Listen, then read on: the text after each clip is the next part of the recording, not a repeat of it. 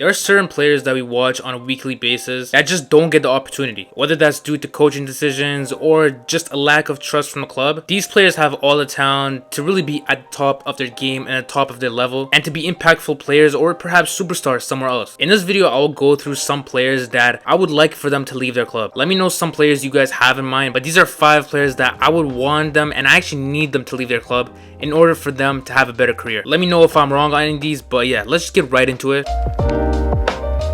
This first player hurts me as a Madridista. It's because Rodrygo has been such an important player throughout his Real Madrid career. He's been very useful, and I don't want him to leave because he's a bad player and I want Real Madrid to get rid of him. That's not the case at all. Rodrygo, I feel like he needs to leave for himself. If he wants to reach that top level, he has to leave. I want to believe that there's potential for Rodrygo to become one of the best players in the world at Real Madrid, but the other side of me knows that that's just not possible at this current juncture. Rodrygo could continue to be this good to great player at Real Madrid, but is that what he truly wants? Because honestly, I don't think so. And last year, before the season began, we saw some indications that Rodrygo wants this Real Madrid team to be his, or at least for him to be known as a top 3 player at Real Madrid. Especially when Mbappe came in, he was making quote tweets or just, I don't know, sending out messages that you shouldn't forget the R. To me, that just proves that he wants to be one of the most well-known players in the world, or at least one of the best. We also saw this season that there's a peak to him at that right wing position, and at times it's kind of ugly to watch him there because he doesn't do much, and sometimes you don't even feel that he's engaged or even in the game. When he's a right winger, I feel like he does the basics and he keeps it safe for the most part. If you want to be one of the best wingers in the world, you have to take on your man, and I know at that right wing position it's hard for a right footer to actually make a huge impact and be one of the best players there. Honestly, it's hard. He's a left winger at heart. He is, and if he wants to play there, well, you have to leave. And so far, I don't know if what we've seen in the Club World Cup is an indication that he's going to leave, or if that's an indication that Xabi Alonso doesn't trust him. I really don't get what's happening at this moment because he's barely playing. He might be slowly ushered out of the squad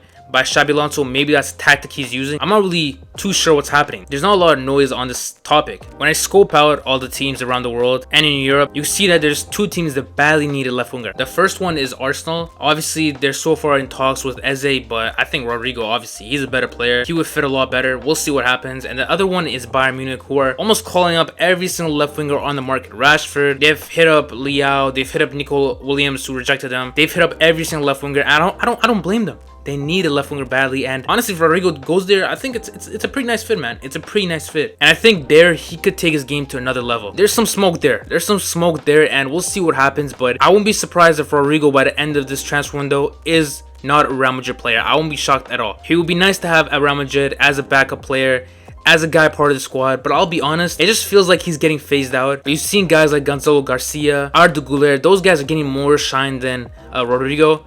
He's not playing at all. I won't be shocked at all if he leaves by the end of the transfer window, and he probably wants that as well. So as a fan of him, I want him to leave, to be honest. I don't think we need him too badly. As a Real Madrid fan, we don't need him. For his sakes, I think he should leave in order to become an incredible player and a superstar. So he's my first player. The next player is Harvey Elliott, who we've heard some noise about so far in the last couple days of him making a move somewhere else. And he's been a guy who's been on my mind for a long time. I would have thought by now he would be a star at Liverpool. And when Arne Slot first came in, I thought there was a huge pathway for Harvey Elliott to become a star in this team. I don't know if Arne Slot really trusted Gravenberch or even Szoboszlai. I don't know if those 2 guys were going to be really huge in his system, but lo and behold, those 2 guys were incredibly important to his system, which left Harvey Elliott in a bit of a weird situation. He obviously can't play right wing as well because you obviously got Salah, who's a robot. He's a robot. He's never gonna retire. So although Harvey Elliott has the talent and he is one of the best youngsters maybe in England, I don't know. We're seeing right now in the Euro U21 tournament, he's been one of the best players in the tournament, and yes, he's a lot older and maybe a bit older than the other guys playing in that tournament, but still, Harvey Elliott is a great talent, and we also saw him clutch up against PSG with Liverpool, and even Salah.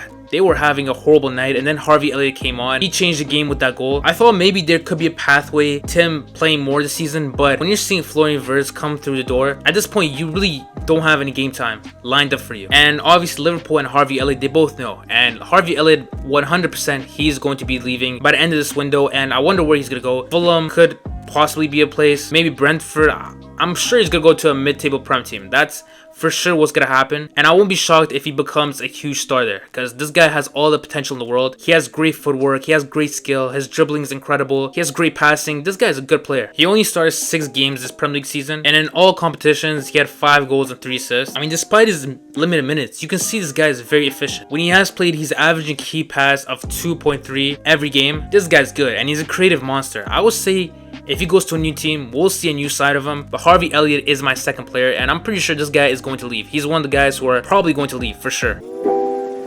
The next player that I have is Hakan Çalhanoğlu. This whole saga is very weird. Just very weird over the past couple days what has happened between Hakan and Inter. I mean, you could see on Inter's side, especially crashing out the Club World Cup, there's a huge falling out coming. And I won't be surprised if you see a lot of players leave. It's an old team overall, but yeah, I mean, this whole campaign has been crushing down on them, especially that Champions League final. And Hakan is one of those guys who, it looks like he's gonna leave. And he looks like secretly behind Inter's back, he wants to go to Galatasaray. Martinez called him out after the game, basically. And also the Inter president by name called him out. Hakan has since come out and said basically that he was injured and all those things aren't true, but we'll never know. Hakan was one of the best midfielders in Inter, and he was a huge player on why Inter made the UCL final, and also why Inter are one of the best teams in the world. He had 5 goals and 6 assists in Serie A, but it doesn't really say the whole story. I mean, Hakan does a lot more than that. He's the guy who builds up the whole play of Inter Milan's midfield. In all competitions in 182 games, he has 38 goals and 38 assists. After these comments, I really can't see how Hakan will come back into this team. Especially, I feel like there's a huge locker room problem going on at Inter, and after those comments again, I don't see how he's gonna come back to this team and act like nothing happened. There's for sure some stuff going on behind the scenes, and I won't be surprised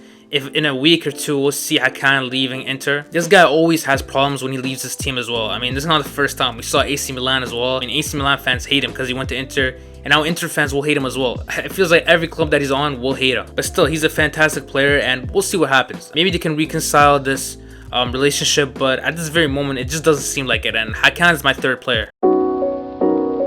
The fourth player that needs to leave their club is Rasmus Højlund. This is kind of more on the Man United side than the player side. Højlund needs to leave, and Man United needs to go after a new striker. I'm seeing Maguire post videos like Højlund's sharp, like nah man, this can't go on for another season. Højlund, it was a nice project, it was an expensive project, that's for sure, but it just didn't work out. And there's no shame in it, right? There's a bit of shame in it, obviously, but in the end, it just didn't work out, and you just have to move on. It's not a big deal. Højlund has some nice little moments here and there, but overall, this guy's been disappointing. There's no other way to put it. He's just disappointing. For the striker, 4 goals in 32 Prem games, like come on, bro. Come on, I think Xerxes and Højlund almost had the same amount of goals. And at the end of the day, Xerxes, when he came to this team, we all know what he was. Xerxes is not a guy who's going to get you goals. He's a guy who's going to link up play nicely. And for the most part, that's what Xerxes has done. On the other hand, Højlund, he came in and he's a guy who has good link up play, but he was there for the goals. And so far in these 2 seasons, nothing, nada. We haven't seen anything from this guy. The guy has a horrible first touch. I mean, he has one of the worst first touches in football, even worse than Lukaku. Multiple times during the season, even last season, he would go through these 16 to 17 games, stretches of not scoring a single goal. That's unacceptable as a striker. Just the style of play that he plays with, I don't know if he even suits the Prem. Let's be honest, I don't know if it even suits the Prem. He like bags down his guy, tries to outstrength the defender, but in the end of the day, he's not that strong as well. He's not that strong as well to do that. So like imagine him against Van Dijk. We saw that and didn't work out. His style of play, I just don't like a lot. And with them getting Matheus Cunha, who was obviously more of a 10, he could play the 9 as well. We'll see what happens. But Rasmus Højlund has to leave, and I don't know who will pick him up. There were some rumors on Inter trying to get him, but that has died down. I really don't know what's next for Rasmus Højlund. He could maybe stay as a backup. I don't really know what's gonna happen. For sure, the pressure is too much for him. That's for sure. The pressure is getting to him. He's the type of player that needs confidence, and when the fan base doesn't put confidence in you, overall, you're just not gonna become a good player, and you're not gonna produce. He's the type of player that needs confidence. He's 22, so it's not the end of the world. You could see him maybe bounce back, but to me, Rasmus Højlund, even when Man United first got him, I wasn't really too wowed about it. I wasn't thinking that he's going to be the next coming of Van Persie. To me, he was never that type of player.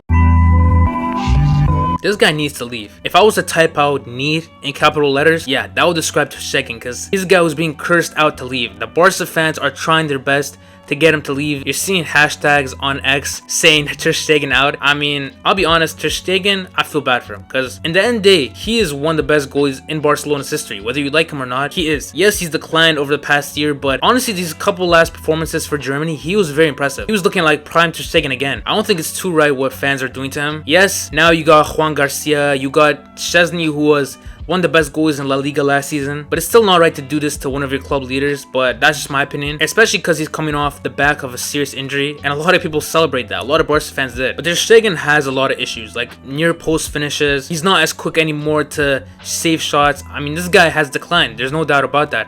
That's why I want him to leave and go to another club to kind of prove himself. We're seeing this with keepers, going to different clubs, proving themselves. David De Gea is one that comes to my mind straight away. He was a guy who wasn't wanted at Man United by a lot of the fans, the manager, and then he goes to Fiorentina and he's one of the best goalies in Serie A. Ter Stegen has to leave for himself as well. I know he wants to stay in Barca. There's been a lot of reports on him not wanting to leave and that he wants to stay, but if you want to be the goalkeeper for Germany at the 2026 World Cup, you gotta leave. That's probably his last chance of becoming the goalie for Germany in a major tournament like the World Cup. So if you want to be the starter there, you gotta leave, and I think he has potential to become a starter there if he does have a strong showing for his next club. The issue is I don't know if he's gonna have a next club. I don't know if he wants to stay in Barca. These are some issues that are there. Barca also need to sell him for financial issues, so they need him gone as well. There's a bit of a clog jam in that goalie position. You got Juan Garcia, you got Szczesny, you got Ter Stegen. You don't need that many good goalies, so one of them has to leave. A lot of them are pointing out to Ter Stegen. We'll see what happens, but there's no way all three of these goalies are going to be there at the start of the season. There's no way. We all know Juan Garcia is going to start though, that's for sure.